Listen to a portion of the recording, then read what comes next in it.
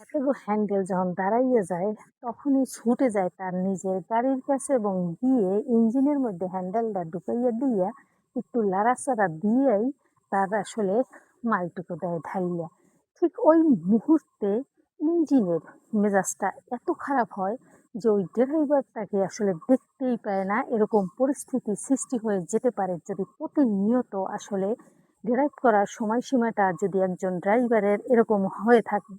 তাহলে এরকম সমস্যা থেকে একজন ড্রাইভার কিভাবে মুক্তি পাবে এবং কিভাবে তার গাড়িকে সারা জীবনের জন্য আপন করে ধরে রাখবে? অবশ্যই ভিডিওটা সম্পূর্ণ দেখবেন। ভিডিওতে লাইক কমেন্ট শেয়ার করা মোটেও বলা যাবে না। যত বেশি শেয়ার করবেন তত বেশি এনজয় করবেন। প্রিয় বন্ধুরা, আপনি যদি এই চ্যানেলে নূতন হয়ে থাকেন তাহলে অবশ্যই চ্যানেলটি সাবস্ক্রাইব করে আমার পাশে থাকবেন এবং আমার ভিডিওগুলো বেশি বেশি দেখবেন। এটা শুধু বিনোদনেই নয়, এটার ভিতরে আপনার জীবনের গুরুত্বপূর্ণ তথ্য রয়েছে। প্রিয় বন্ধুরা, একটা কথা যে একজন ড্রাইভারের হ্যান্ডেল ফুট করে দাঁড়াই গেছে, যাইতেই পারে, কোনো ব্যাপার না। কিন্তু সে চলে গেছে গাড়ির কাছে। গাড়ি যে অবস্থায় থাক না কেন, সে গিয়ে গাড়ির ইঞ্জিনের মধ্যে গেছে ঢুকিয়ে তার হ্যান্ডেলটা। কোনো সমস্যা নেই, গাড়ি অনায়াসে মেনে নিয়েছে, কারণ ড্রাইভার ওই গাড়ির। তো ড্রাইভার যদি ড্রাইভ করতে চায় সেখানে তার বাধা দেওয়ার কোনো অধিকার নেই। শুরু হয়ে গেল, কিন্তু আসলে শুরুই হলো, সাথে সাথে শেষও হয়ে গেল। এটা যদি হয়ে থাকে তখন তার গাড়ির পরিস্থিতিতে কি হয়? কারণ একটা গাড়ি ছিল না প্রস্তুত, তাকে করছে প্রস্তুত, এবং সেই গাড়ির ইঞ্জিনের ধারণ ক্ষমতা কতটুকু সেটা জেনে বুঝে যদি ড্রাইভার প্রতিনিয়ত ড্রাইভ করার সময়সীমাটা হয়ে থাকে 10-5 সেকেন্ডে, তখন কিন্তু ইঞ্জিন বিরক্ত হবেই, অনেক বেশি গরম হয়ে যাবে। কারণ ইঞ্জিন গরম হওয়ার আগেই তার হ্যান্ডেলের গরম পানি ঢেলে দিয়ে তাকে নিভিয়ে দিচ্ছে তার সুখ স্বাচ্ছন্দ্য এবং ভালোবাসা থেকে এবং পরিতৃপ্তি থেকে। সেই বিষয়টাকে সে কিভাবে মেনে নিবে তার জীবনে?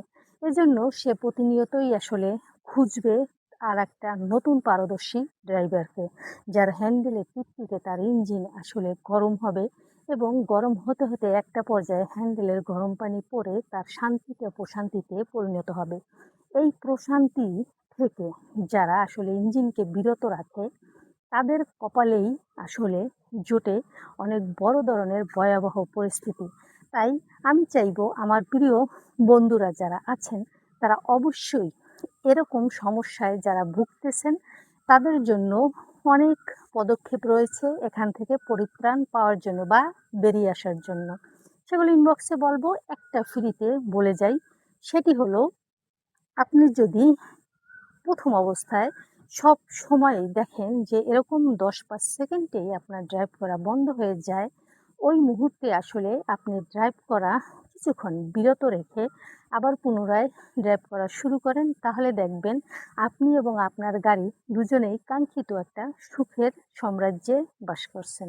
সবাই ভালো থাকবেন, সুস্থ থাকবেন। আবারও বলে যাচ্ছি, আমাকে ভালোবাসুন, আমার ভিডিও বেশি বেশি দেখুন এবং ভিডিওতে কমেন্ট, শেয়ার এবং রিঅ্যাক্ট দেয়া ভুলবেন না। আল্লাহ হাফেজ।